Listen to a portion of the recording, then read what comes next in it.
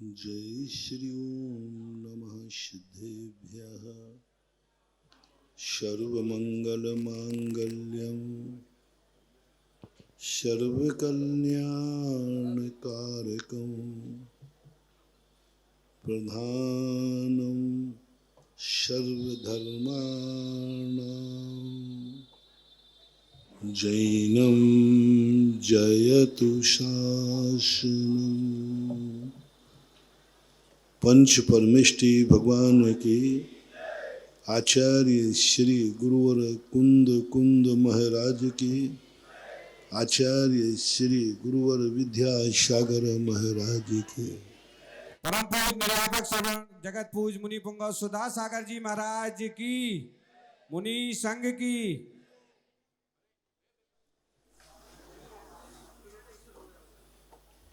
प्रसंग चल रहा है दैनिक प्रवचनों का। हम उन समस्याओं के संबंध में विचार कर रहे हैं जो समस्याएं हमने स्वयं पैदा की हैं। प्रत्येक व्यक्ति की जिंदगी में दो समस्याएं आती हैं, एक दूसरे के द्वारा और एक स्वयं के द्वारा। दूसरे के द्वारा जो समस्याएं आती हैं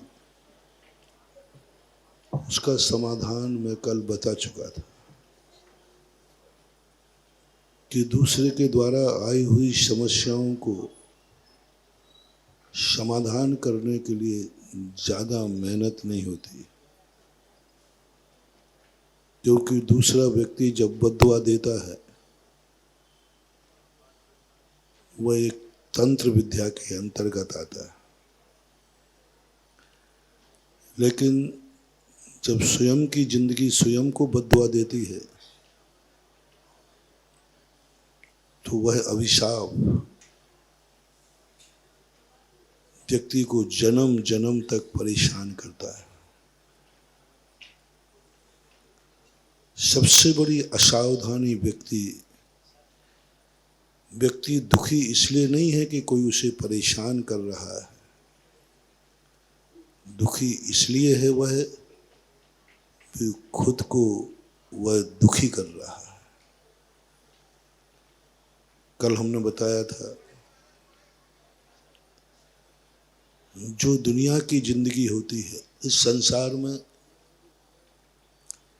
कोई भी व्यक्ति अकेला नहीं है, हानि और लाभ अकेला नहीं भोग सकता। दुनिया में कोई भी शक्ति है, चाहे पुण्य हो चाहे पाप हो, उसका प्रभाव किसी एक व्यक्ति पर नहीं पड़ता। जो भगवान बन जाते हैं वे अकेले उपभोक्ता होता, उनका किसी पर कोई लेना देना नहीं, उनका सुख उनके हाथ में है। जितना व्यक्ति धर्मात्मा होता जाता है उतना उतना व्यक्ति अकेला होता जाता है, और जितना व्यक्ति संसार से ऊपर उठ जाता है उस समय उस व्यक्ति की जिंदगी का कोई प्रभाव किसी के ऊपर नहीं पड़ता। इसलिए संसार में यदि सुखी रहना है तो हमें किसी न किसी को सुखी करना पड़ेगा। तुम कितना भी प्रयास करना कि मैं सुखी हो जाऊं, तुम अकेले सुखी हो ही नहीं सकते, क्योंकि दुनिया तुम्हें अकेले सुखी रहने नहीं देगी, क्योंकि ये दुनिया है। साधु संत भी जब तक संसार में हैं उन्हें भी दुनिया के सुखी करने का भाव करना पड़ता है। हम लोग भी सुखी जब ही रहेंगे जब दुनिया को सुख देने का भाव करेंगे। यदि दुनिया को हमने सुख नहीं दिया तो हम भी सुखी नहीं रह पाएंगे। मोक्ष जाने के बाद फिर वो दुनिया के अंतर्गत नहीं आता,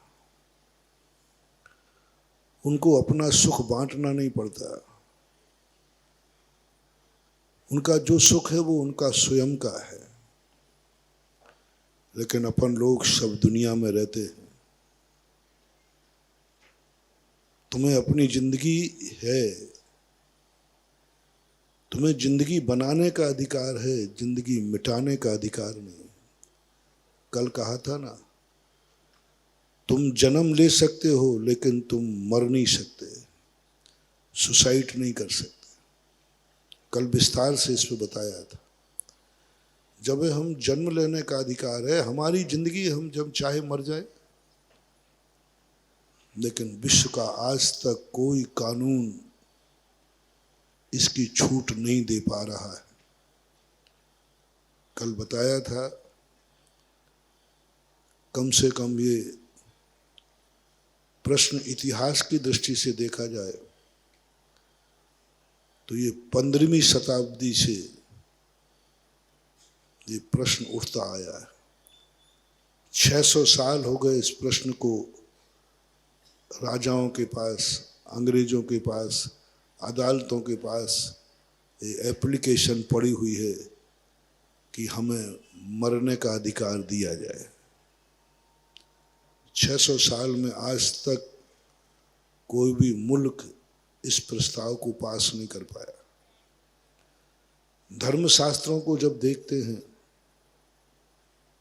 तो अनादिकाल से ये धर्मशास्त्रों में लिखा है, तुम्हें मरने का अधिकार नहीं दिया जाता। मारने से ज्यादा मरने का पाप किया, मरने का भाव भी नहीं कर सकते। यदि तुमने भाव किया तो तुम्हारी जिंदगी ऐसी अभिशप्त होगी कि तुम 100 बार भी जन्मना चाहो तो मरोगे। इसलिए अपन विगत 2-3 दिनों से समझ रहे हैं कि हम सबसे पहले एक साधना करें कि हमारी जिंदगी ही तो कहीं हमें अभिशाप नहीं दे रही है। कहा था मैंने, कितना भी बड़ा पाप हो, उस पाप की सजा बहुत थोड़ी होती है। किसको आपने मारा है, जीव को मारने का पाप ज्यादा नहीं है। बहुत कम पाप लगता है जीव की किसी की हत्या करने में, कोई ज्यादा पाप नहीं है। पाप है तुमने किसकी हत्या की है। एक व्यक्ति ने एक चींटी की हत्या की है। कल इसको कानून से समझाया था। किसी ने चींटी की हत्या की, उसकी कोई रिपोर्ट नहीं लिखी गई। जीव चींटी भी थी,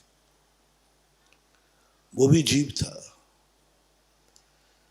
लेकिन उसकी सजा कुछ है ही नहीं। धर्मशास्त्रों में भी थोड़ी सजा है। बोले क्या, एक चींटी मर गई, बोले कोई बात नहीं, पश्चाताप कर लो, थोड़ी एक माला फेर लो। लेकिन वही जीव जब मनुष्य बन जाता है और मनुष्य की किसी ने हत्या कर दी, जीव दोनों हैं, लेकिन कानून भी उसे बहुत कड़ी सजा, यहाँ तक कि फांसी भी मिल सकती है। धर्मशास्त्रों में भी कहा, यदि कोई मनुष्य की हत्या कर दे तो अभिषेक नहीं कर सकता, पूजन नहीं कर सकता, महाराजों को आहार नहीं दे सकता, महाराज को छू नहीं सकता। अब देखना, दोनों ने एक एक जीव मारे। एक चींटी ने चींटी को मारा, उसके लिए कोई ज़्यादा दंड व्यवस्था नहीं। एक ने मनुष्य को मारा और एक ने बहुत बड़े ओहदे पर बैठने वाला राष्ट्रपति, प्रधानमंत्री की तरफ उंगली उठा दी।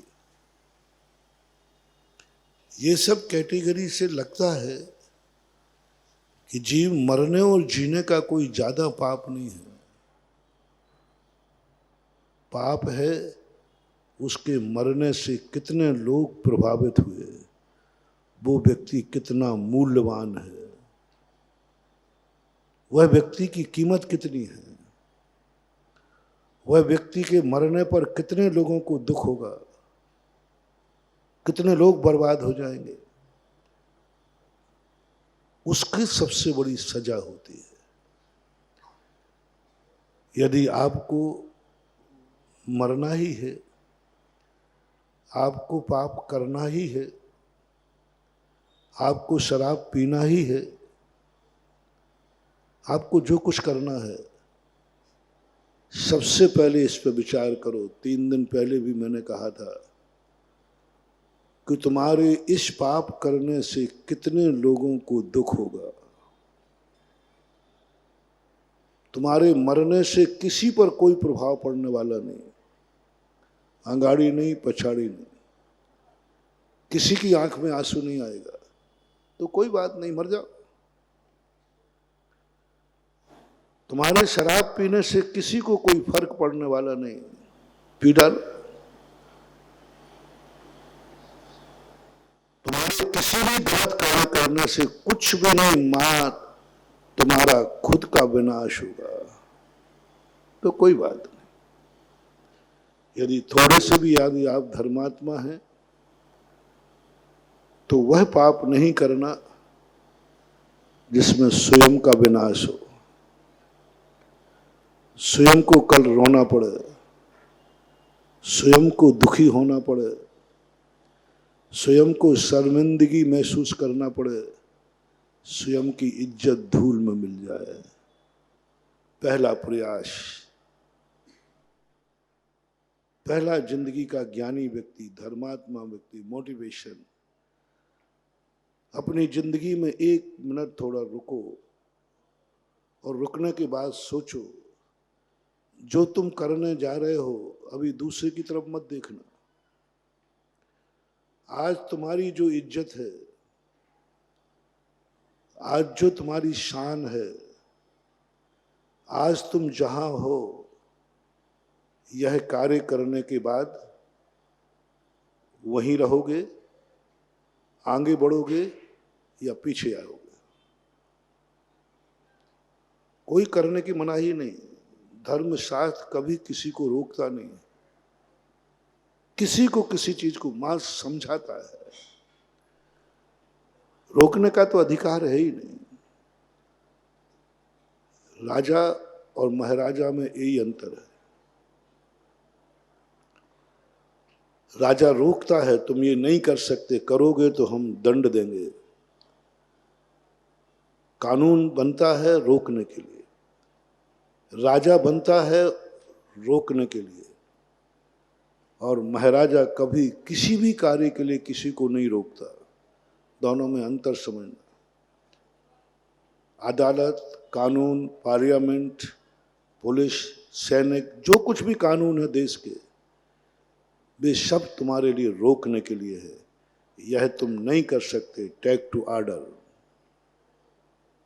नहीं कर सकते मतलब नहीं कर सकते। कर्फ्यू है तो है, 144 धारा है तो है, यहां तुम नहीं कर सकते, एक तो नहीं कर सकते। ये राजनीति है। राजा इसलिए बनाया जाता है, इससे राजा को शस्त्र दिया जाता है,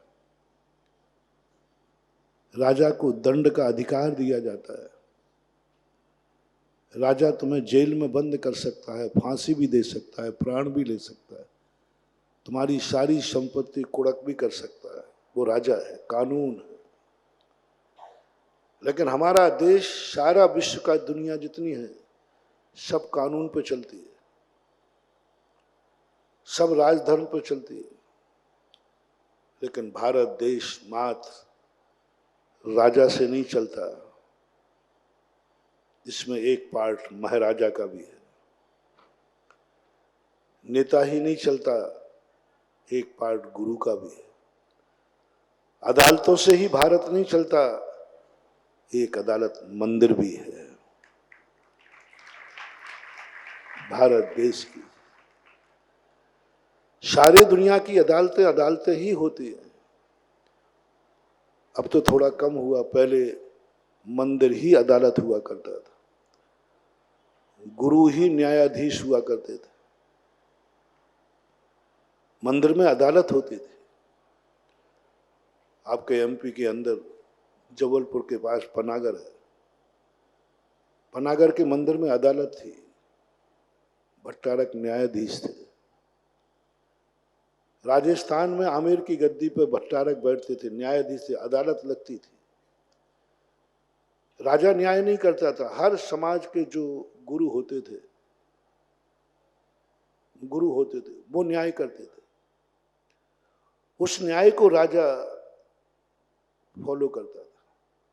वो पूछते थे कि तुम्हारी समाज में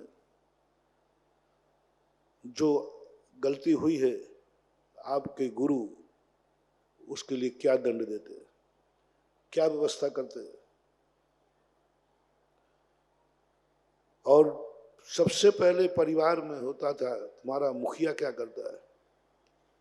ऋषभदेव का जब युग था, उस समय घर के जो मुखिया होता था वही न्यायाधीश होते थे, घर ही न्यायालय होता था। अपने घर में अपराध होने पर जो घर का मुखिया था वो ईमानदारी से दंड देता था। फिर धीरे धीरे ये गुरुओं के पास आया, लेकिन आज के लोग ना घर के मुखिया से मानते हैं, ना महाराज से मानते हैं, आज के लोग दंडे से मानते हैं। आज के लोग नहीं है। पहले किसी से ये कह दिया जाए अपराध करने पर, हाँ मुझे खेद है तुमने ऐसा किया, व्यक्ति सुधर जाता था। मां 3 सजाएं थी, मां ऐसा मत करो, व्यक्ति सुधर जाता था। तीसरी अंतिम सजा थी, तुम्हें धिक्कार है, हा मां धिक, ये 3 सजाएं होती। और धिक्कार यदि किसी को कह दिया, समझ लेना उसको फांसी हो गई, जिंदगी उसकी खत्म हो जाती। लेकिन आज इन शब्दों का कोई मूल्य नहीं रहा। आज घर घर के झगड़े अदालतों में निपटते हैं। दुर्भाग्य यह है कि मंदिरों के झगड़े भी अदालतों में पहुंचते हैं। और दुर्भाग्य यह है कि एक धर्म को मानने वाले, एक भगवान को मानने वालों के केस अदालत में चलते हैं। एक धर्म को मान रहे, एक मंदिर को मान रहे, एक ही जाति के लोग हैं, तो भी उन धर्म और मंदिरों के केस अदालतों में पहुंचते हैं। एक कलयुग है। जिस समाज के केस मंदिर में सुलझाए जाते थे, आज मंदिर के केस अदालत में सुलझाए जाते हैं। ये सबसे बड़ा दुर्भाग्य है। कलयुग के मंदिरों का अतिशय चमत्कार, जो शक्तियां थी, वे खत्म हो गई।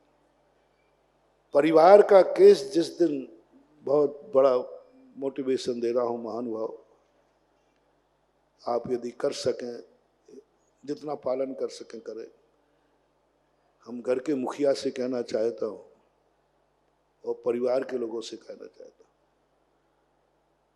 घर का केस, घर का मनमुटाव कभी घर की देरी के बाहर मत जाने देना। उस घर में कभी सिद्धि की कमी नहीं आती है। अपने घर की कोई भी केस हो जाए,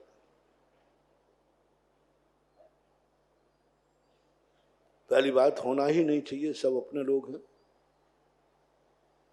एक कुटुंब है, सबने एक माँ का दूध पिया है, सभी एक वंशज हैं, होना ही नहीं चाहिए। लेकिन फिर भी कभी हो जाए तो सबसे पहला निर्णय पूरे परिवार के लोग, मैं अपने भक्तों से खास तौर से कहना चाहूंगा, कहना ही नहीं चाहूंगा, यदि माने तो टेक टू ऑर्डर, आदेश दे सकता हूं। कुमार इतना सा विकल्प कर ले कि मैं अपने घर की बात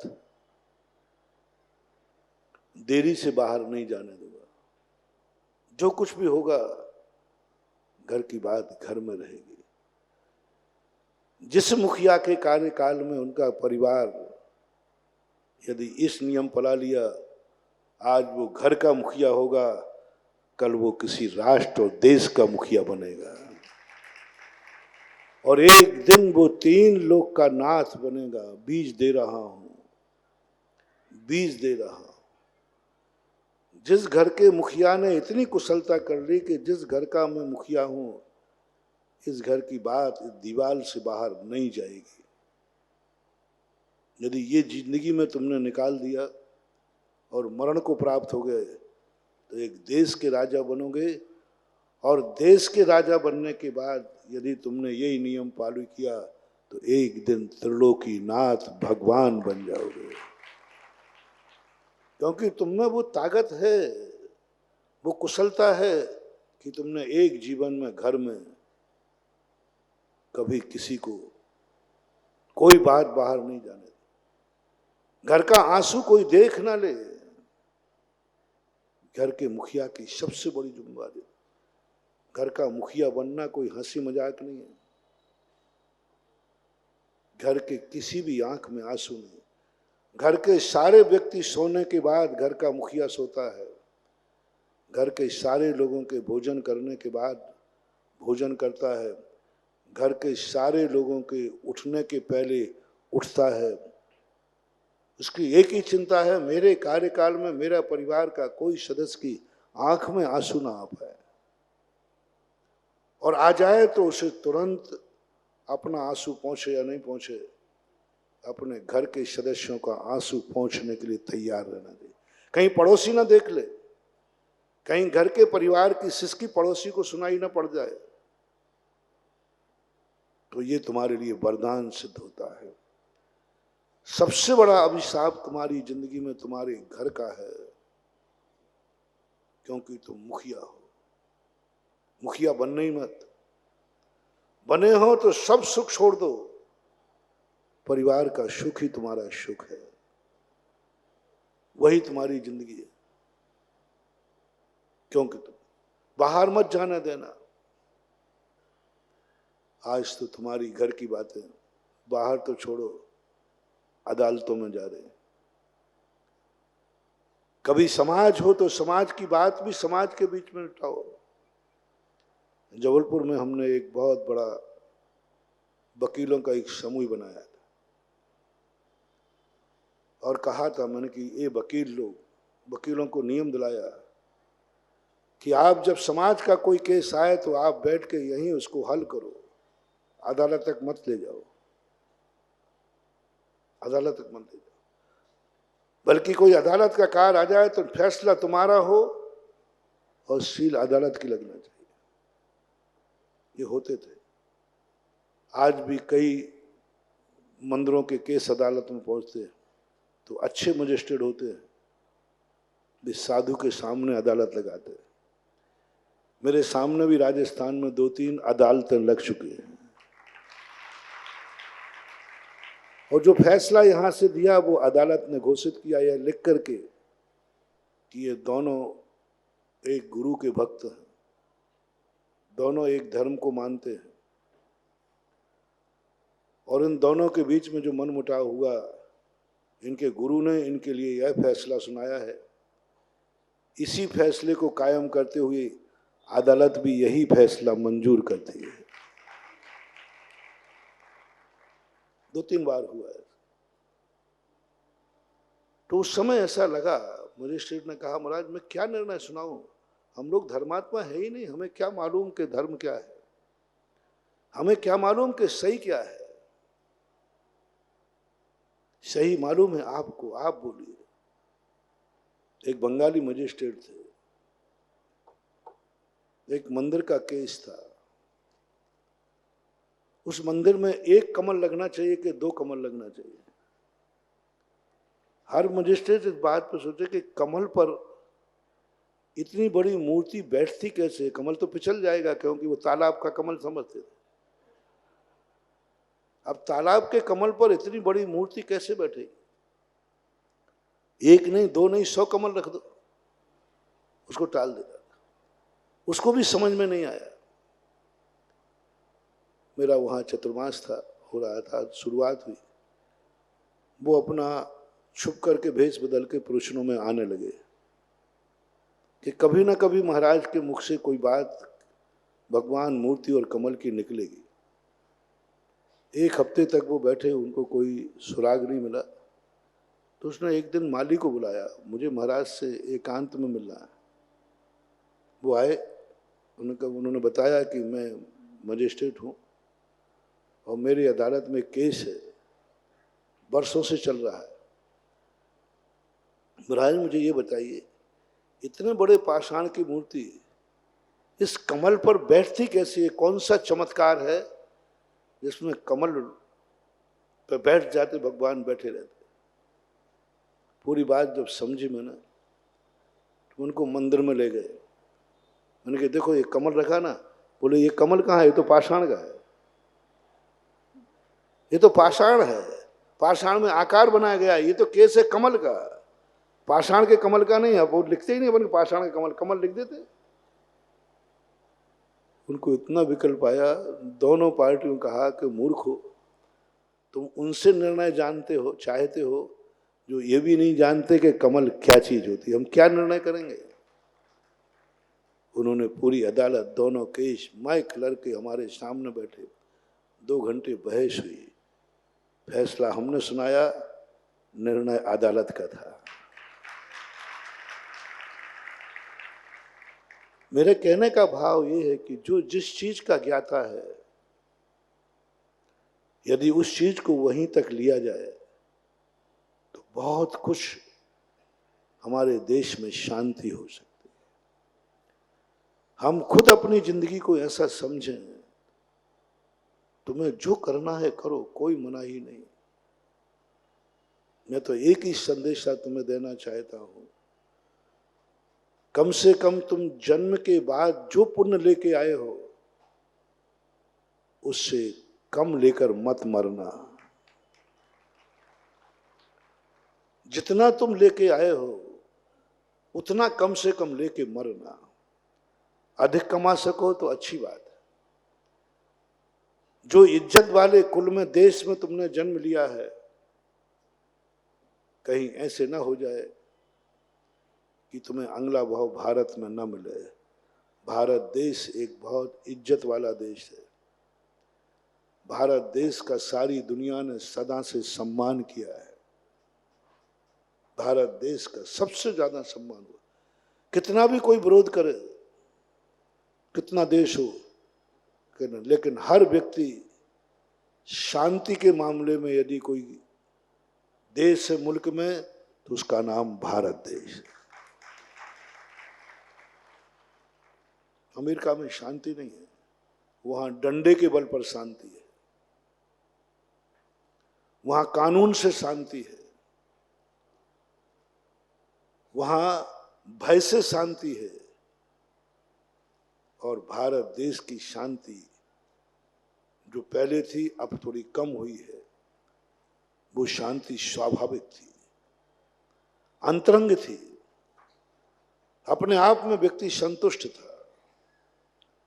धीरे धीरे विदेशों की हवा यहां लग रही है। हर कार्य में आज हमें डंडे की जरूरत पड़ने लगी है, लेकिन फिर भी आज अपना भारत देश फिर भी एक अदालत है जिसे हम मंदिर कहते हैं।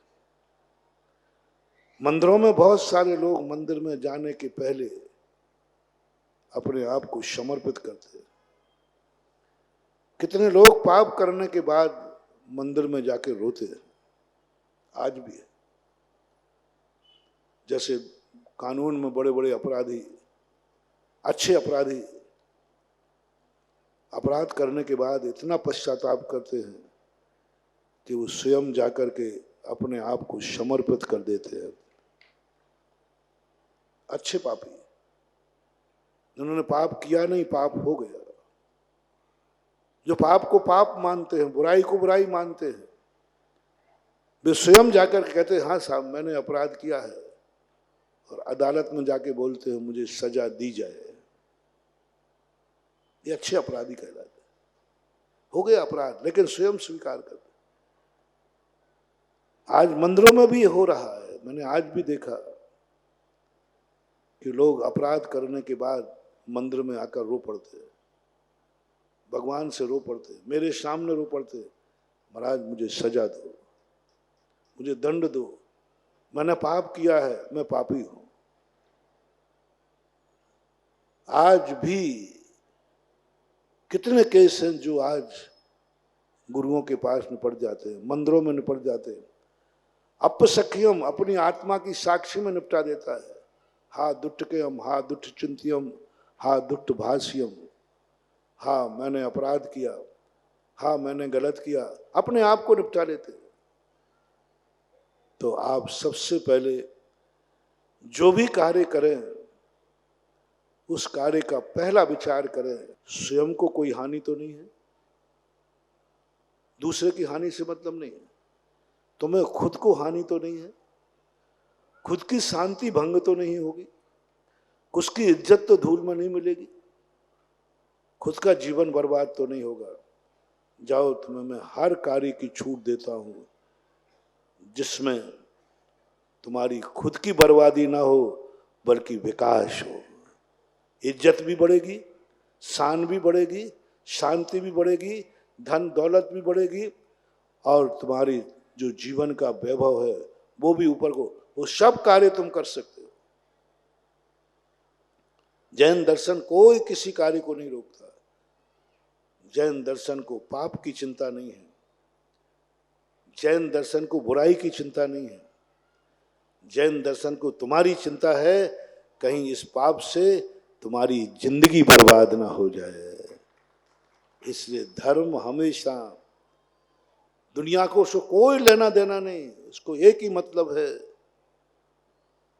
एक ही मतलब है, जिसने मेरा नाम लिया है, जो मेरा भक्त है, फॉलोवर है, जो थोड़ा भी धर्मात्मा है, बस इसकी इज्जत बर्बाद नहीं होना चाहिए। मैं क्यों रोकता हूं तुमसे कि शराब मत पियो, मैं क्यों रोकता हूं कि जुआ मत खेलो, मैं क्यों रोकता हूं कि बुराई मत करो।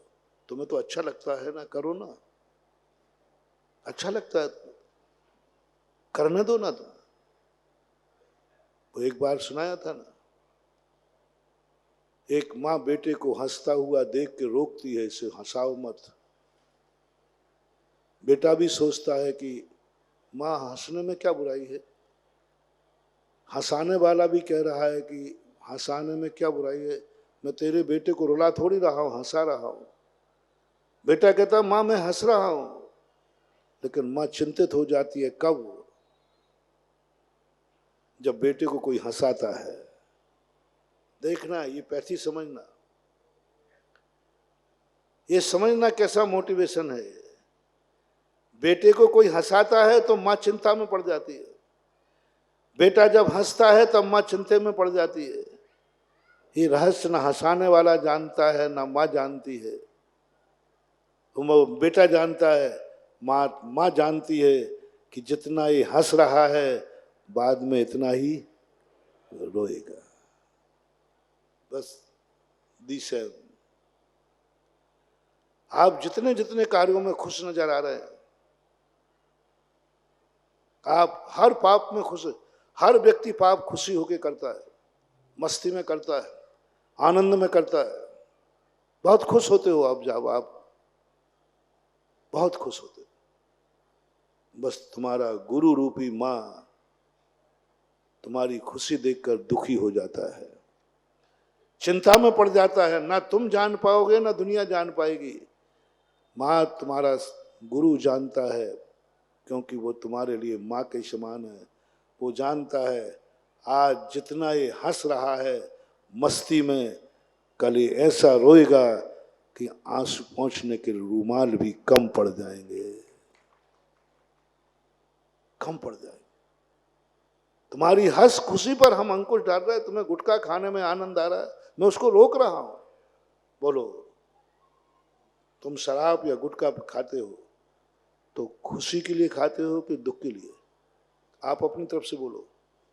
अच्छा लगता है तब खाते, चोरी से खाते, फिर क्यों रोकते हैं साधु लोग? क्या तुम्हें खुशी में नहीं देखना चाहते? क्या तुम्हारा गुरु तुम्हें खुश नहीं देखना चाहता? क्या तुम्हारा साधु नहीं चाहता है कि तुम खुश रहो? क्योंकि तुम्हारी हर खुशी पर अंकुश लगा रहा है। बालक को जो जो चीजें अच्छी लगती हैं माँ उन्हीं उन्हीं चीजों के लिए मना करती है। ये बालक का और माँ का बैर भाव कहें। बेटा कहता है माँ तू कैसी माँ है, मुझे जो चीज अच्छी लगती है उसी को मना करती है। मुझे हंसना अच्छा लगता है उस पर मना करती है। मुझे मिट्टी खाना अच्छा लगता है उसको मना करती है। मुझे जो जो चीजें अच्छी लगती हैं उनको सबको आप मना करती है। बेटे को कई बार ऐसा लगता है कि माँ नहीं है, ये मेरी बैरन है, मेरी हर खुशी में बाधक बनती है। कई बार आपको भी लगता होगा। नीति आया गुरु शत्रुवत। अज्ञानी लोगों को गुरु दुश्मन के समान लगता है और फिर वो गुरु से बचने का प्रयास करते हैं, बचने का प्रयास करते हैं। दो व्यक्ति महानुभाव, गुरु से और पुलिस से, इन दो व्यक्तियों से तुम बचने का प्रयास कर रहे हो, समझ लेना तुम्हारे मिटने का दिन आ गया। मिटने का दिन आ गया। समझ लेना तुमने ऐसा बड़ा अपराध कर दिया है। दो जिंदगी में अपनी जिंदगी इतनी बना लो, ज्यादा तो मैं तुमसे नहीं कहूंगा। ऐसा कुछ मत करना जिससे पुलिस से डरना पड़े, अदालत से डरना पड़े, कानून से डरना पड़े। एक जिंदगी की सबसे बड़ी तपस्या है। जिस व्यक्ति की जिंदगी में ये आफत आ गई, समझ लेना उससे बड़ा महान आदमी गृहस्थ में दूसरा हो नहीं सकता। निरपराध शब्द का पूज्यवर कुंदकुंज स्वामी ने समय सार में कहा कि जिंदगी में ऐसा काम मत करना जिसे पुलिस का डर लगे, पुलिस से छुपाना पड़े, पुलिस को देख के भागना पड़े, पुलिस के देख के नजरें छुपाना पड़े। मत करना महानुभाव, मत करना। इतना नियम यदि तुम्हारी जिंदगी में पल गया तो एक दिन तुम राष्ट्र के राष्ट्रपति के पद लाने का पुण्य लेकर जन्मोगे, राज्य के चक्रवर्ती बनोगे, क्योंकि तुमने अपनी जिंदगी में कभी कोई ऐसा अपराध ही नहीं किया जिससे तुम्हें कानून का डर लगे। जैन दर्शन या धर्म की कोई ऋचा मात्र मोक्ष में ही नहीं भेजती है, मोक्ष की भी नहीं है। ऋचाओं का पहला सूत्र है कि तुम कुछ ऐसा मत करना। दूसरा नेचर, पहला नियम आपको ये करना है, जिंदगी इतनी साफ रखो। एक बार मैंने एक एसपी थे, उनसे चर्चा हुई। मैंने कहा आप अपराधी को कैसे पकड़ते हो? कोई आपके पास कोई अवधि ज्ञान है कि मना पर्याय ज्ञान है, कैसे पकड़ते हो? बोले कुछ नहीं महाराज, हम लोग सब चौराहों पर खड़े हो जाते हैं और चुपचाप खड़े रहते हैं। जो हमें देख करके घबरा जाता है पकड़ लेते, आजा बेटा। जो हमें देखते हुए आंखें यहां वहां देखेगा, भागेगा, समझ लेता हूं कि यह अपराधी है। और जो अपराधी नहीं होता है वो महाराज मुझे धक्का मार के निकल जाता है। उसको ये भी होश नहीं कि मैं पुलिस वाला खड़ा हूं, क्योंकि उसने अपराध किया ही नहीं। किसने पकड़वा दिया तुम्हें? भय, एक को देखकर तुम्हें भय लग गया, यानी तुमने इतना बड़ा पाप कर लिया है कि तुम्हें कानून के रक्षक से भय लग रहा है। कल कहा था मैंने, सैनिक, पुलिस, कानून, अदालतें, ये तुम्हारी रक्षा के लिए हैं। ये रक्षक कहलाते हैं। ये तुम्हारी सेवा, देश सेवा कहलाती है। और तुम्हें रक्षक से डर लग रहा है? अरे कोई डाकू से डरो तो बात अलग है, कोई पापी से डरो तो बात अलग है, किसी दुश्मन से डरो तो बात अलग है। तुम तो अपने खुद के बॉडीगार्ड से डर रहे हो, रक्षक से डर रहे हो। ये सारी जितनी भी अदालतें हैं सब तुम्हारी रक्षा के लिए। धर्मात्मा की रक्षा के लिए, धर्म की रक्षा के लिए। ऋषभदेव ने जब तलवार दी थी छत्री को, धर्मात्मा, धर्म की, सज्जन की रक्षा के लिए की थी, किसी के साथ अन्याय ना हो जाए। आज तुम उसी रक्षक से डर रहे हो। उस रक्षक को खड़ा हुआ देखकर, एक पुलिस वाले को खड़ा देखकर तुम्हारे आत्मा कांप गई। बंधुओं, बहुत बड़ी इस धरती माँ का, इस प्रकृति का ऐसा अभिशाप मिलेगा तुम्हें कि तुम्हारी जिंदगी में ऐसी दिशा में जाओगे, तुम्हें लोग मारेंगे, कोई बचाने वाला नहीं आएगा। चीख चीख करके मर जाना, जैसे वो हिरण शेर पकड़ करके मारता है लेकिन कोई बचाने नहीं आता। ये वही पापी जीव है जिसने कोई अपराध किया था, ऐसा अपराध किया कि देश के रक्षक से भी उसको डर लगने लगा। उसका दंड बता रहा हूं, ये अदालत का दंड तो तुम जानना, उसकी चर्चा मैं नहीं कर रहा हूं। मैं धर्म शास्त्र में इसका दंड बता रहा हूं। जो व्यक्ति अपनी जिंदगी में जो रक्षक हैं उनसे डरता है तो उसकी जिंदगी में ऐसे पाप कर्म का उदय आता है कि चारों तरफ से कोई मारने वाला होगा, उनमें से कोई तुम्हें बचाने वाला नहीं होगा, कोई बचाने वाला नहीं होगा। शेर फाड़ के खाएगा, कोई तुम्हें बचाने नहीं आएगा। तुम्हारी जिंदगी में ऐसा संकट आएगा कि सब मारने वाले होंगे, बचाने वाला कोई भी नहीं होगा, कोई भी नहीं होगा। कितने भी चिल्लाना, भगवान भी नहीं सुनेगा, साधु संत भी नहीं सुनेंगे, ये प्रकृति मां नहीं सुनेगी, क्योंकि तुमने एक बार ऐसा अपराध किया था कि जिससे तुम्हें रक्षक से भी डर लगा था। रक्षक से डर लगा, जो तुम्हारी रक्षा के लिए किया गया था उससे भी आप डर गए, भय खा गए। महानुभाव, बहुत बड़ा मोटिवेशन दे रहा हूं। जिंदगी में बड़े दुख उठा लेना, जिंदगी में थोड़ा भूखे मर जाना, भीख मांग लेना, लेकिन कभी ऐसा अपराध नहीं करना जिस अपराध से तुम्हें कानून का, पुलिस का डर लगे, भय लगे। ये रक्षक हैं तुम्हारे। रक्षक सामने आते ही निडर होना चाहिए। किसी के सामने यदि रक्षक आ जाए तो व्यक्ति निडर हो जाता है। अब काहे का डर है? रक्षक है ना हमारे पास। रक्षक को देखकर तुम्हारा भय दूर होना चाहिए। ये कैसा उल्टा हो रहा है?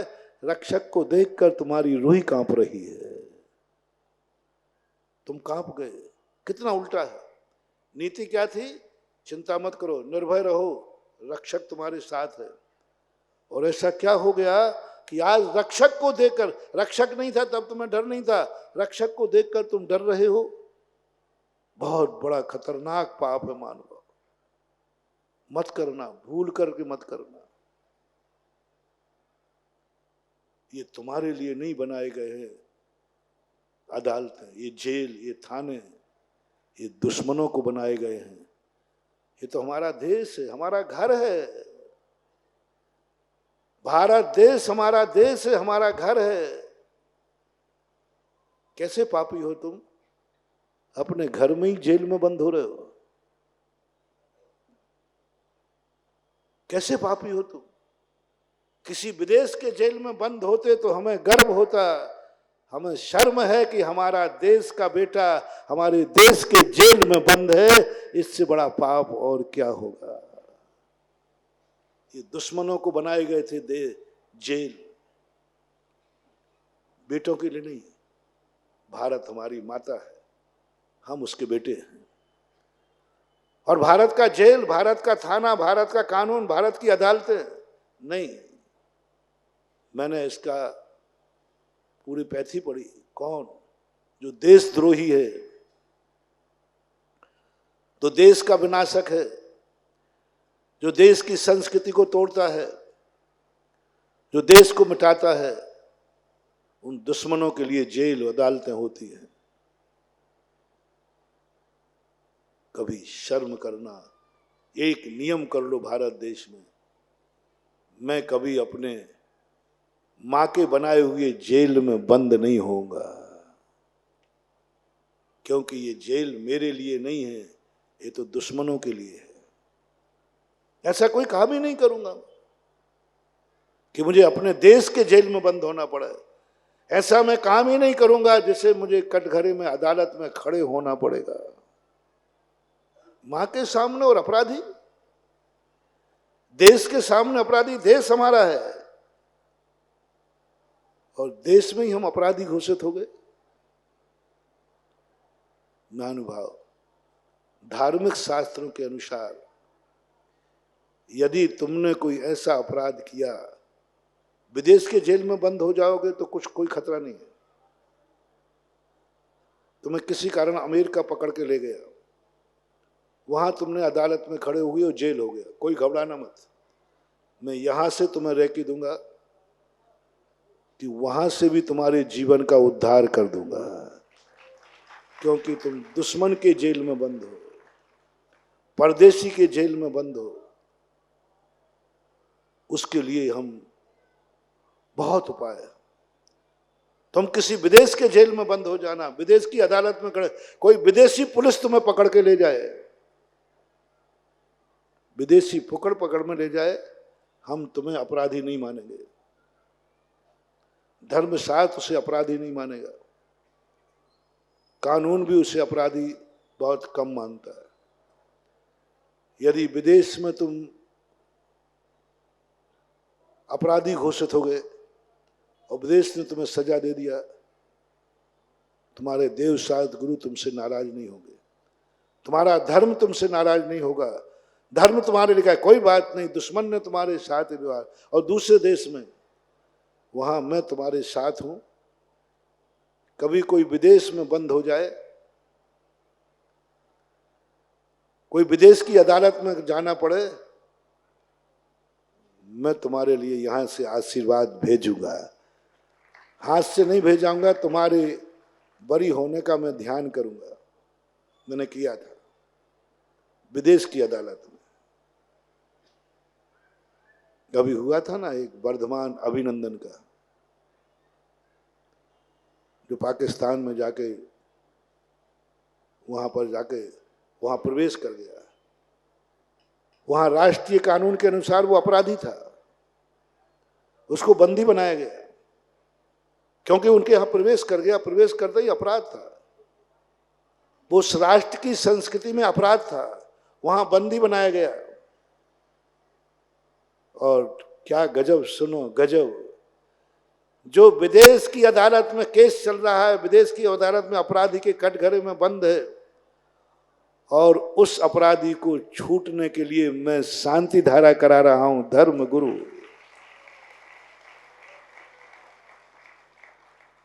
कैसा है धर्म? हमारा एक व्यक्ति विदेश में अपराधी घोषित हुआ है, अपराधी के रूप में उसको बंदी बनाया गया है, और हम उसको बरी करने के लिए शांति धारा करा रहे हैं, यहां रेकी दे रहे हैं, यहां भावना कर रहे हैं। यानी विदेश की अदालत में खड़ा हुआ हमारे देश के व्यक्ति के लिए धर्म तुम्हारे साथ है, गुरु तुम्हारे साथ है, और भगवान भी तुम्हारे साथ है। मैं बहुत बड़ी रिस्क ले रहा हूं, ली है रिस्क में, सदा से लेते आए, लेकिन शर्त होना चाहिए, तुम किसकी अदालत में, कहां के जेल में? विदेशी, जो देश से बाहर का जेल है, वहां का जेल में तुम जाओगे, कानून भी सहायता करेगा। अब वो व्यक्ति पाकिस्तान का अपराधी है और भारत देश उसको बरी कराने के लिए प्रयास कर रहा है, साधु संत प्रयास कर रहे, सारे भारत का व्यक्ति प्रयास कर रहा है कि अभिनंदन वर्धमान जैसे बने छूट कर आए। हर व्यक्ति के मन में थी, राष्ट्र से लेकर छोटे, हर व्यक्ति। सुन रहे हो विदेशी अपराधियों, विदेशी कानून की दृष्टि में अपराधी करना है तो कितना बड़ा लाभ देना। अब थोड़ा तुम मुझे शेयर करो। लेकिन यदि तुम हमारे देश के कानून की अदालत में खड़े हो जाओगे और देश के अपराधी बन जाओगे, देश के जेल में जाओगे, तो आई एम सॉरी प्लीज, मैं तुम्हें बरी कराने का कोई भी भावना नहीं करूंगा, ना शांति धारा करूंगा अपराधी पे। यदि कोई गलत ढंग से फंस गए हो तो बात अलग है, निरपराधी। लेकिन यदि आपने देश में अपराध किया है और सही अपराध, और तुम्हें देश की अदालत ने कटघरे में खड़ा होना पड़ा और तुम्हें सजा हुई जेल की में, तो कानून सुन लो मेरे धर्म शास्त्रों में, तुम चिल्ला चिल्ला के मर जाना, लेकिन मैं तुम्हें बरी होने का भाव भी नहीं करूंगा, परिणाम भी नहीं करूंगा, परिणाम भी, ना भगवान, ना गुरु, ना धर्म, क्योंकि तुमने वो अपराध किया है जिसे देश की अदालत ने तुम्हें अपराधी घोषित किया है। अब देश की अदालत ने जिसे अपराधी घोषित कर दिया और अपराध सिद्ध हो गया, अब यदि मैं तुम्हें छुड़ाने का भाव करूं तो मैं भी देशद्रोही कहलाऊंगा, राष्ट्रद्रोही कहलाऊंगा, कानून द्रोही कहलाऊंगा। और धर्म गुरु कभी राष्ट्रद्रोही नहीं हो सकते हैं। तुम चाहे जेल में जाओ, चाहे फांसी लगे, चाहे आजीवन हो, मैं तुम्हारे लिए शांति धारा नहीं करा सकता। मैं तुम्हारे परिवार को आशीर्वाद नहीं दे सकता कि तुम्हारा बेटा बरी हो जाए, क्योंकि तुमने अपराध किया है। हमारे धर्म शास्त्रों में लिखा है, जो राष्ट्र में रहकर अपने राष्ट्र के कानून में अपराधी सिद्ध हो जाए, उसको कभी जमानत मत देना, उसको कभी छुड़ाने का भाव भी मत करना। यदि किया तो मेरा मुनिवर चला जाएगा, मेरी जिंदगी भर की साधना खत्म हो जाएगी, जिंदगी भर की। यदि देश का अपराधी घोषित होने के बाद मैंने उसको बरी कराने का भाव भी किया तो हमारा धर्म शास्त्र मुझे माफ नहीं करेगा। किसको बरी कराने के लिए शांति धारा कर रहे हो? जो आज इस देश का नागरिक, इस देश का नेता, इस देश का बेटा, और आज देश की अदालत ने उसे अपराधी घोषित किया है। बहुत करुणा दया करके कह रहा हूं महानुभाव, जगत के देशवासियों से कहना चाहता हूं, राष्ट्र के नाम संदेश देना चाहता हूं, जो जहां बैठ करके लाइव में सुन रहे हैं, उन सब से कहना चाहता हूं कि अपनी जिंदगी में एक प्रयास करो, अपने देश की अदालत में कभी अपराधी सिद्ध मत होना। अपने देश की पुलिस जो हमारी रक्षक है, हमारे बॉडीगार्ड हैं, हमारी सुरक्षा के लिए हैं,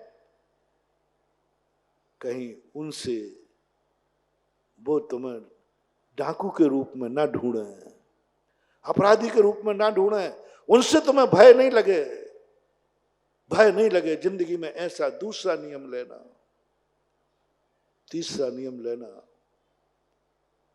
मैं कभी ऐसा कोई कार्य नहीं करूंगा जो हमें भारत मां की जेल में बंद होना पड़े। ये जेल दुश्मनों के लिए है, देश के बेटों के लिए नहीं। मां कभी बेटे के लिए जेल नहीं बनाती। आपके घरों में जेल है मां के द्वारा? नहीं, पता नहीं, पूछ रहा हूं। जेल है? नहीं, मां के घर में जेल कहां हो सकता है? और हमारे देश में जेल कहां हो सकता है? हमारे लिए नहीं। एक अपराध, ये संस्कार अपनी आत्मा को दो, ये जीवन में अपने मन में भावना हो। रक्षक को देखकर भय नहीं, देश की अदालत में तुम्हें कभी कटघरे में खड़े ना होना पड़े, और देश की जेल में तुम कभी बंद मत होना। बस इतना सा नियम तुमने पाल लिया, बाकी तुम्हारी जिंदगी की जमानत और जिम्मेवारी मैं लेता हूं। मोक्ष भेजने की सिफारिश कर पाऊंगा या ना कर पाऊंगा, लेकिन इतना वायदा करता हूं। वकील लोग कहते हैं ना, देखो तुमने अपराध किया है तो तुम्हें मैं बरी तो नहीं करा पाऊंगा, लेकिन इतना वायदा करता हूं फांसी नहीं हो पाएगी, सजा को कम करा दूंगा। इसी प्रकार मैं तुम्हें वायदा करता हूं कि मैं मोक्ष भेजने की सिफारिश कर सकूं या ना कर सकूं, लेकिन इतनी गारंटी देता हूं नरक और त्रियंच गति से जरूर तुम्हें बचा लूंगा, क्योंकि तुमने एक नियम का पालन किया है। तुमने देश के जेल में नहीं बंद होने की सौगंध खाई है कि मैं ऐसा कोई अपराध नहीं करूंगा तो मैं तुम्हें नरक जाने से बचा लूंगा। मैं ऐसा सोर्स, ऐसा मंत्र तुम्हें दूंगा कि नरक और त्रियंच गति का बंद होना ही बंद हो जाएगा। बस एक नियम तुम पालो, बाकी जिम्मेवारी मैं लेता। दूसरा मोटिवेशन, दूसरा नियम, ये तो हुआ राष्ट्र की बात। अब आइए आपके घर में प्रवेश करता हूं। तुम्हें जो कुछ करना है करना, बस इतना सा ध्यान रखना, वो कार्य मत करना जिससे मम्मी पापा का डर लगे। पाप के लिए मना नहीं कर रहा हूं, तुम्हें जो करना हो करना, बस वो पाप मत करना जिससे मम्मी पापा का डर लगे। माँ बाप डरने के लिए, अरे बेटा माँ बाप की तो वो गोदी है जिस गोदी में जाने के बाद दुनिया के डर खत्म हो जाते हैं। माँ की छाया में जन्नत रहती है, पिता की छाया में जन्नत रहती है। माँ बाप की छाया जिसके ऊपर है वो अपने आप को कभी भयशील नहीं मानता, डरता नहीं। तुम्हें क्या हो गया कि आज माता पिता का डर लग रहा है? दुश्मन का डर नहीं, मैंने पहले ही कहा था परसों, दुश्मन से डरना नहीं, कल भी कहा था, उस डर से तो मैं छुटकारा दिला दूंगा। लेकिन जहां मैं कुछ नहीं कर सकता, जहां मेरा मंत्र, मेरा आशीर्वाद काम नहीं करेगा, वहां मैं तुम्हें सावधान कर रहा हूं। जिंदगी में जो कुछ भी तुम्हें करना है, करते समय देख लेना कि मम्मी पापा का डर तो नहीं लग रहा है। जन्मदाता है, तुम्हारे जन्मदाता पालनहारे भगवान हैं, प्रथम गुरु है, उसका डर तो नहीं लग रहा है। बोलो, माता पिता डर के लिए होते हैं कि निडर के लिए? माता पिता का आशीर्वाद विनाश करता है कि विकास? वो अच्छे हैं कि बुरे? माता पिता रहना चाहिए या नहीं? तो आज डर क्यों लग रहा है? कैसा डर? तुमने कुछ ऐसा किया, बस एक ही डर, सबको पता चल जाए कोई बात नहीं, ये बात मेरे पापा को पता नहीं चलना चाहिए। क्यों कांप गए? पापा को पता नहीं चलना चाहिए। अरे बेटा वो है जो दिन भर में सारे कार्य करके छाती चौड़ी करके पापा से कहता, पापा आज मैंने ये किया है, और पापा उसे गोदी में उठाकर आशीर्वाद देता है कि बेटा बहुत। क्या हो गया आज तुम मम्मी पापा से डर गए? महानुभाव, बहुत करुणा दया करके कह रहा हूं, जिंदगी में यदि तुमने एक भी पाप किया जिससे माता पिता का डर लगे, फिर मेरी शरण में मत आना। ना जाने कितने भवों तक तुम अनाथ जन्मोगे, दूसरे की जूठन खाओगे, मम्मी पापा तुम्हें मिलने वाले नहीं, मिलने वाले नहीं, सम्मोषणों में जन्म लोगे, क्योंकि तुमने एक माता पिता को डर। ऐसा क्या पाप कर लिया कि माता पिता से डर गए? महानुभाव, नहीं नहीं, हर व्यक्ति को अपने अपने माँ बाप की सौगंध है। नहीं, ये तो गड़बड़ हो जाएगा, क्योंकि कई लोग कहेंगे अच्छी बात सौगंध चढ़ा दी, मैं तो करूंगा जिससे मम्मी पापा जल्दी निपट जाएं। हाँ, कई लोग ऐसे होते जो मम्मी पापा के महाराज, ये मम्मी पापा मरते ही नहीं है। चलो तुम्हारे लिए सौगंध चढ़ाता हूं, तुम्हारे खुद का बेटा होने का। तुम्हें अपने पूत का सौगंध है, तुम खुद देते हो, और माँ बाप की सौगंध है। अपने भक्तों को कह रहा हूं, दुश्मनों से मुझे कोई लेना देना नहीं, अपने भक्तों से कह रहा हूं कि तुम जिंदगी में कोई ऐसा पाप मत करना जिससे माँ बाप का डर लगे।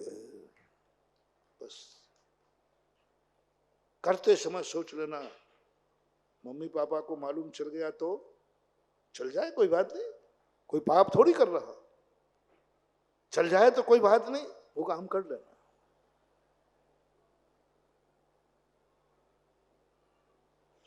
ये धर्म शास्त्रों की बातें हैं। दूसरा काम, तुम अपनी जिंदगी में वो काम कर सकते हो जिससे माँ बाप को दुख ना हो, क्योंकि उन्होंने जन्म दिया है सुखी होने के लिए।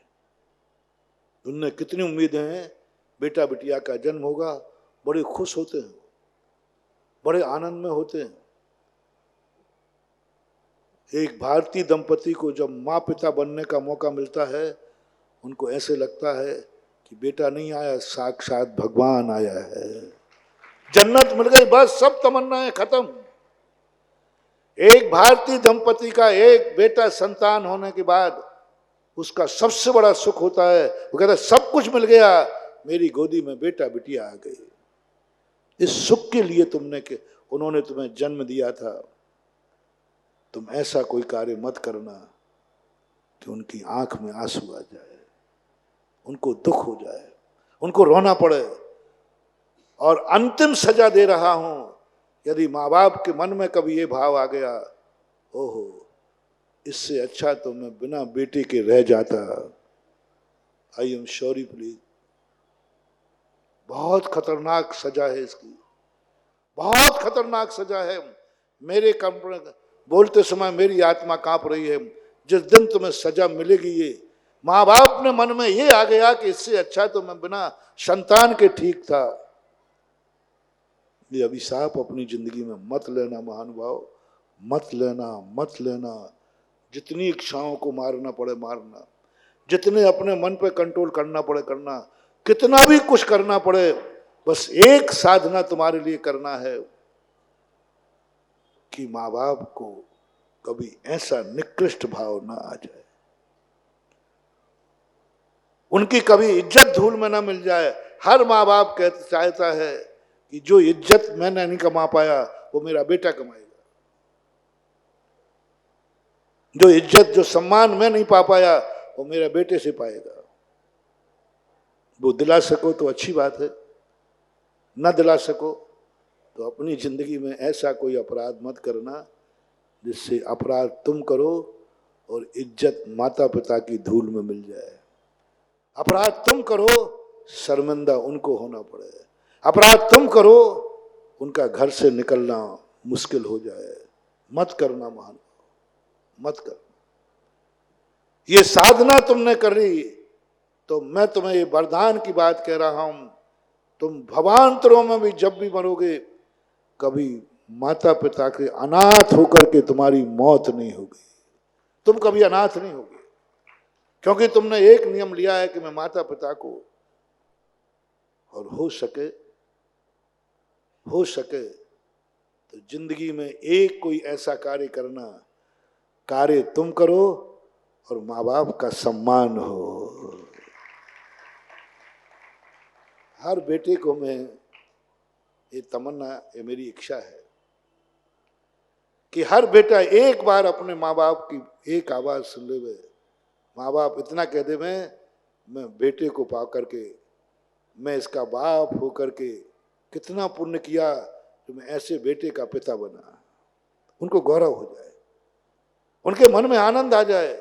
और यदि वो ये कह दें जब भी मुझे बेटा मिले तो यही बेटा मुझे बार बार मिले, जाओ, हो गया वरदान, हो गया वरदान। सारे पितृदोष खत्म हो गए। एक पितृदोष बताते भारत, सारे पितृदोष खत्म हो गए। बस कई लोग कहते महाराज पितृदोष का निवारण क्या है? बंधु मत पड़ो इस चक्कर में। वो सोने की वो ताबीज बांध के पहन लेते ना, कई लोग सोने की वो बच्चे को पहना देते, हार कुछ भी बोलते, हाय बिल्कुल मत घबराओ महानुभाव। मैं पितृदोष मिटाने का सबसे सरल उपाय बताता हूं। अपनी जिंदगी के अपने माता पिता को ये गौरव प्रदान करो कि वो ये कह दे मैं कितना पुण्यशाली हूं कि ये मेरा बेटा है, जन्म जन्म तक यही मेरा बेटा बने। ये कर लो, सारे पितृदोष कोई पितृदोष नहीं लगेगा। एक माता पिता की मुस्कान, एक माता पिता की दुआ, एक माता पिता की जो दुआ कहना चाहिए, वो तुम्हारे जन्म जन्म के पितृदोष को खत्म कर देगी और तुम्हारे लिए ऐसा वरदान। और यदि तुमने सम्मान दिला दिया, जगत में एक तुम कार्य कर रहे हो और सारा जगत कहता है कैसे होंगे इसके माता पिता। जब ये देवता है तो माता पिता तो भगवान होंगे। कर तुम करो, श्रेय माता पिता को जाए। यदि ये सम्मान तुमने करा दिया तो एक दिन तुम्हारे लिए तीर्थंकर जैसे माता पिता मिलेंगे, तुम भगवान के यहाँ जन्मोगे। ग्रस्त अवस्था में एक दिन तुम्हारे पिता तीर्थंकर होंगे, एक दिन तुम्हारे पिता चक्रवर्ती होंगे, एक दिन पिता वो होंगे जिनकी जगत में ख्याति है, उनके यहाँ जन्म होंगे। ऐसे माता पिता मिलेंगे जिनको सारा जगत पूछता है, मां तुमने एक बार अपने माँ बाप को सम्मान दिलाया था। ये जिंदगी का होमवर्क दे रहा हूं, ये 24 घंटे का होमवर्क नहीं, हर श्रोता के लिए ये होमवर्क है, भक्तों के लिए टेक टू ऑर्डर, सबके लिए उपदेश है। आज संकल्प करें ये सब लोग, ये 3 बातों का। मैं माता पिता की कभी बद्दुआ लेकर के नहीं मरूंगा,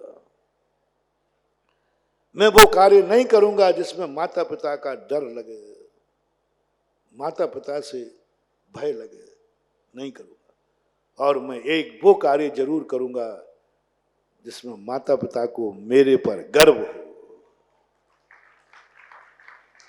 गर्व। और यही मेरा दिशम, यही मेरा फैसला माता पिता के है। माता पिताओं, आपसे भी मेरा कहना है, आप ऐसा कोई कार्य न करें जिससे बेटे की आंख में आंसू आ जाए। ऐसा कोई कार्य न करें जो बेटे से भय लगे। हाँ, कई माँ बाप इतने उद्दंड हैं, बेटों से डरते हैं, ऐसे पाप करते हैं, ऐसे बुरे कृत्य करते हैं। दुनिया में है, ललितपुर में भी है, जो ऐसे पापी हैं, ऐसे पापी हैं जिनको बेटों का डर लग रहा है, बेटे बिटिया से डर लग रहा है, बेटे बिटिया से बचने का कर रहे हैं। मेरे इस पाप की कथा मेरे बेटे को पता ना चल जाए।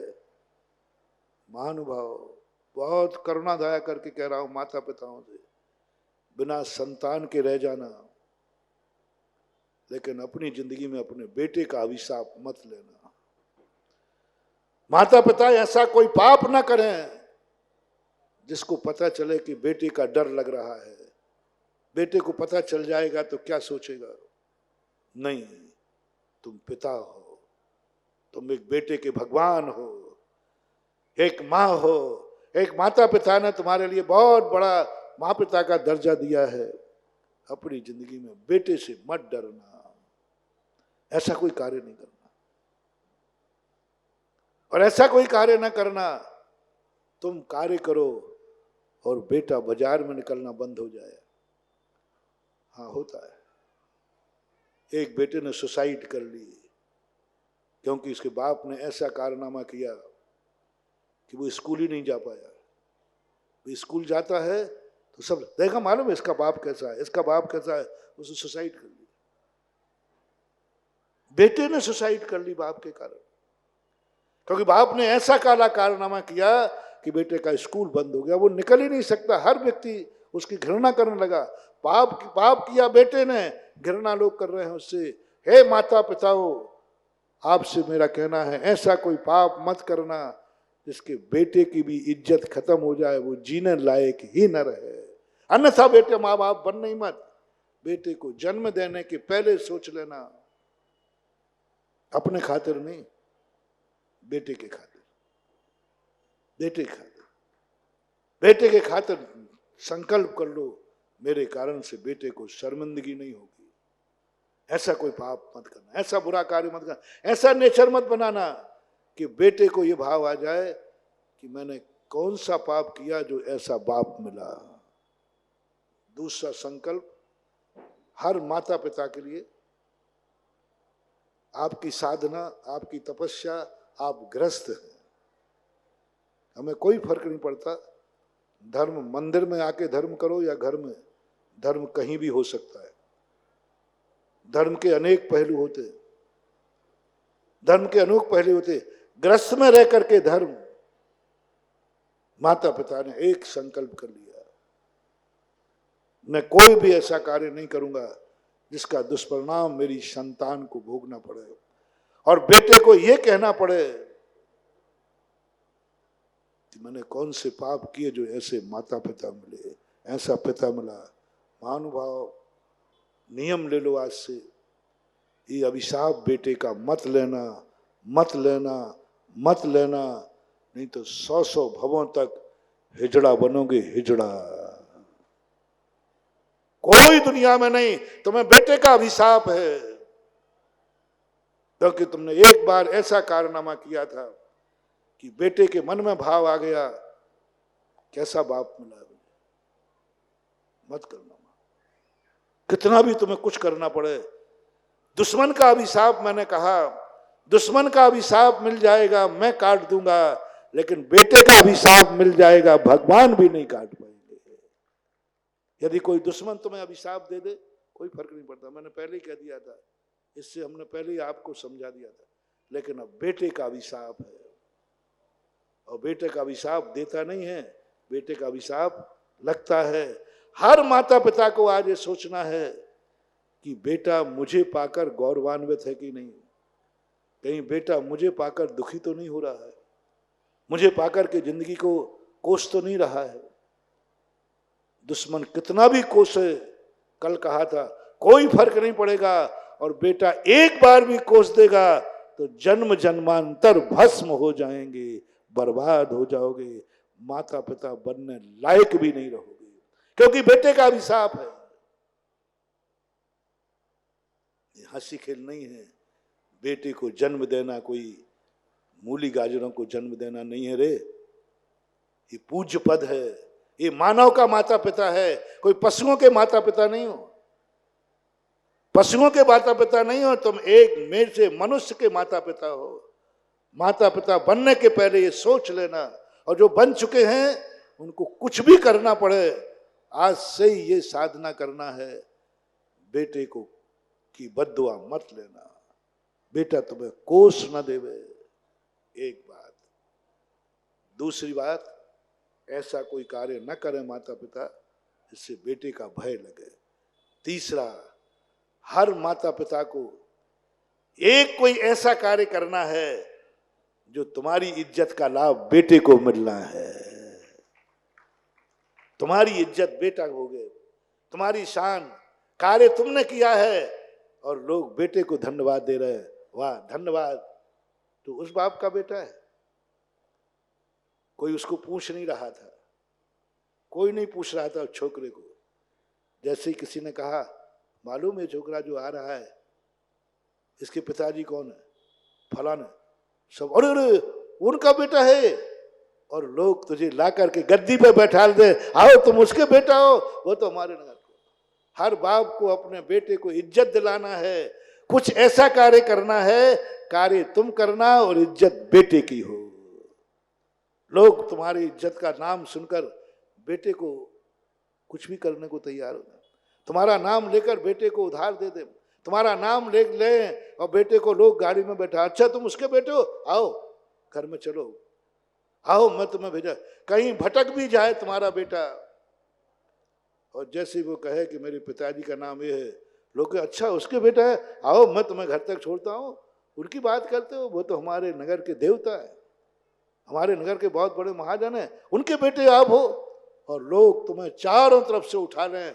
हर बाप को अपने बेटे को इस योग्य बनाना है कि तुम्हारे नाम से बेटे की जय जयकार हो जाए, नाम तुम्हारा लेवे और सम्मान उसका हो जाए। ये तुम्हारे घर की इज्जत का बात। तीसरी बात, आप अपने घर में, आप अपने घर को इतना इज्जतवान बनाओ कि लोग कहें चिंता मत करो, ये किसका घर है मालूम आपको, मालूम एक महाजन का घर है, पूरे घर की इज्जत इतनी शान से है, हर व्यक्ति की इतनी शान है कि हर देश, और तुम अपनी रेपुटेशन ऐसी बनाओ समाज में। एक बहुत अच्छा उदाहरण थोड़ा सरल करता हूं, समझ में आ जाए। कमेटी बैठी थी, किसी चंदे की जरूरत थी धर्म कार्य के लिए, तो कमेटी ने मन बनाया कि चलो अपन कुछ दान इकट्ठा करने चलते। किसी ने कहा चलो फलाने चंद के यहाँ चलते। क्या कर रहे हो, वहां जाके अपनी बेइज्जती कराओगे, गालियां मिलेंगी, गालियां मिलेगा तो कुछ नहीं, अब शगुन करना है क्या। महानुभाव जाओ, तुम्हारा फैसला हो गया, समाज का तुम्हें अभिशाप मिल गया, तुम एक दिन कोड़ी कोड़ी को तरसोगे, क्योंकि समाज में तुम्हारी क्या रेपुटेशन है। समाज में, पंचों में, धर्म के फड़ पर, धर्म की जाजम पर बैठे हुए लोगों ने कहा क्यों जाना चाहते हो वहां, बेइज्जती कराओगे क्या। एक कौड़ी भी मिलने वाली नहीं है, बल्कि ऐसा जवाब मिलेगा कि सबका अपमान हो जाएगा। समझ लेना महानुभाव, डाउनफॉल, अभिशाप होगा, तुम्हारे पूरे परिवार को अभिशाप हो गया, तुम्हें खुद को अभिशाप हो गया, समाज का, धर्म की जाजम का, धर्म का अभिशाप तुम्हारे हो गया, फैसला हो गया। मत करना गलती, दूसरे करना है। बोले वहां क्यों जाते हो, वहां जाओ ना, मालूम है आज तक उस दरवाजे से कभी खाली हाथ, और मालूम है जाते वो सम्मान करेगा, अभाग्य मेरे पधारो, अभाग्य मेरे, सम्मान करेगा, इज्जत करेगा, नाश्ता देगा और श्रद्धा से कहेगा भैया आज हमारे पास इतना ही है। खाली हाथ नहीं आओगे, एक कौड़ी देगा लेकिन खाली हाथ नहीं आओगे। चलो उसी दरवाजे से सगुन करता हूं। फैसला आपके हाथ में, आपका दरवाजा कैसा है, पंचों की दृष्टि में, समाज की दृष्टि में। समाज में जीना चाहते हो ना, इज्जत वाली समाज में जीना चाहते हो ना, इज्जत से जीना चाहते हो ना, समाज में इज्जत से जीना चाहते हो, समाज में कोई उच्च पद पाना चाहते हो, समाज सारी तुम्हें सम्मान करे, तो महानुभाव मेरा आपसे बहुत करुणा दया करके कहना है कि आप लोग कभी समाज की नजरों में मत गिरना। ये नहीं कह रहा हूं कि तुम कुछ नहीं है तो देना, नहीं है, नहीं है, हाथ जोड़ लेना, बुरा मत मानना। दरवाजे आए, सबसे बड़े तो अभाग्य मानना कि मैंने कितना पुण्य किया है कि समाज ने मुझे इसके योग्य समझा है। समाज किसी के दरवाजे खड़े नहीं होती भाई, समाज ने मुझे इसके योग्य समझा, पहली तो खुशी ये मनाओ। लेकिन मैं कितना दुर्भागा हूं, समाज मुझे कितना बड़ा समझ रही है, समाज मुझे कितना शुभ समझ रही है, समाज मेरे दरवाजे सगुन करने आई है। ओहो हे भगवान, मैं कितना बड़ा पापी हूं कि आज समाज की इच्छा पूरी नहीं कर पाऊं, क्योंकि मेरे पास है ही नहीं। पहले तो अभाग्य मानना, बैठाना, फिर धीरे से हाथ जोड़ लेना, कोई बात नहीं, और हो सके तो कहना भाई आपने जितना मुझे योग्य समझा है इतना तो नहीं है, लेकिन एक कौड़ी जरूर मेरे पास है, वो मैं तुम्हें सगुन में देता हूं, एक कौड़ी दे देना। लेकिन समाज की जाजम पर तुम्हारी बेइज्जती ना हो जाए, समाज की जाजम कहीं ये ना कह दे वहां जाकर क्या करोगे। ये अभिशाप मत लेना अपनी जिंदगी में, नहीं तो बर्बाद हो जाओगे। 56 करोड़ की दीनारें भी एक दिन माटी में मिल जाएंगे। 56 करोड़ की दीनारों के मालिक होकर के भी एक दिन रोड पे आ जाओगे। कोई पाप नहीं किया है, कोई बुरा नहीं किया है, मां समाज की जाजम का अभिशाप है तुम्हें। समाज की जाजम का अभिशाप मत लेना। और वरदान ले लिया तो जाओ, आज कौड़ी है कल करोड़पति, क्योंकि समाज ने क्या कहा, वहां चलते हैं, कुछ नहीं मिलेगा लेकिन बेइज्जती तो, कुछ नहीं मिलेगा कोई बात नहीं लेकिन बेइज्जती तो नहीं मिलेगी। और दूसरा कहता है अरे साहब कैसे नहीं होगा, वो कभी अपनी शक्ति छुपाते ही नहीं है। उस दरवाजे जो जाओ कुछ ना कुछ मिलेगा ही मिलेगा। यदि ये फैसला तुम्हारा जाजम पे हो गया, जाओ तुम अपनी गरीबी का ज्यादा इंतजार मत करो, अब बहुत जल्दी अच्छे दिन आने वाले हैं, अच्छे दिन। तो आज मैंने जाजम की बात कही, ऐसा कोई अपराध मत करना जिससे आपको अपनी समाज का, अपनी जाति का, अपने परिवार का डर लगे, भय लगे। क्योंकि तुम्हारे कारण से, जो मैंने प्रवचन के प्रारंभ में कहा था, तुम्हें वह कार्य नहीं करना है जिससे तुम्हारी खुद की इज्जत और तुम्हारे लोगों की इज्जत खत्म होती है। इसलिए तुम बहुत बड़े कीमती हो। अभी आपका समय, स्थितियां समझने की बात है। और यदि आपका अंतिम बात थी ऐसा कोई अपराध मत करना, कह दो, सबकी मनसा हो तो कह दो, कह दो, जिससे तुम्हें अपने गुरु से डर लगे।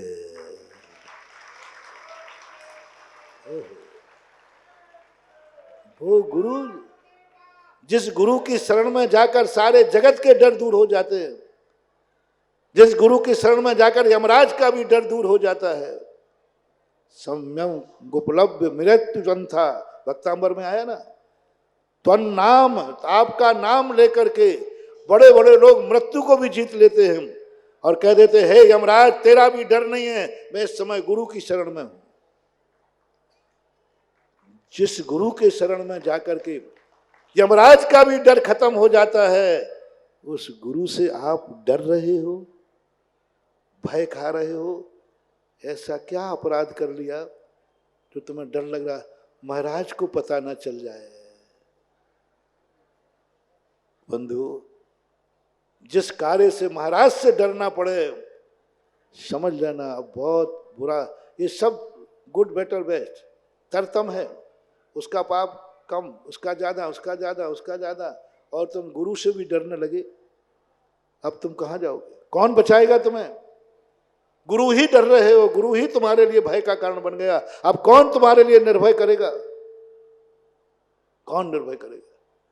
इस संबंध में हर व्यक्ति को विचार करना है, सोचना है, और फिर तुम्हारे लिए मैं छूट दूंगा, तुम्हें जो पाप करना हो कर लेना, बस इन सब प्रश्नों के जवाब मुझे देना। महावीर भगवान